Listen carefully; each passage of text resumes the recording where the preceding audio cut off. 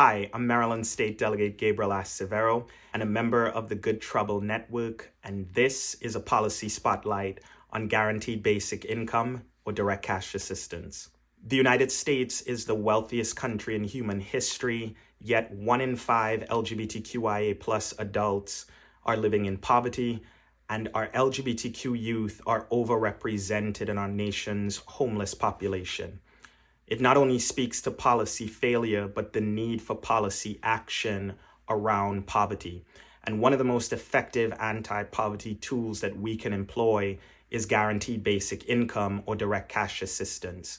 Since 2019, I've been introducing a bill that would essentially allow for $500 a month, no questions asked, to be provided to our most low-income residents and expanding that out to more and more folks so that they have the direct cash assistance that they need to be able to provide for themselves.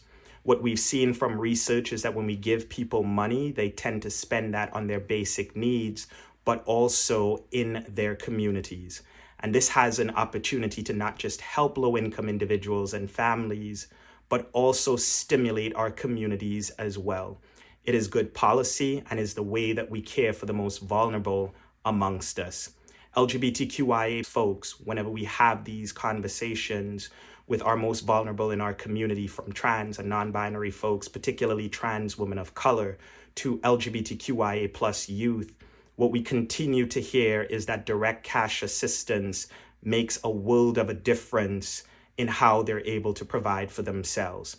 Too many of our youth, too many of our community members living in poverty are vulnerable and taken advantage of and susceptible to the kind of abuse that we so often see that too many do not have to be experiencing. And so we could do something about that in the form of direct cash assistance. I have been pushing this policy here in my state, in Maryland, for the longest time.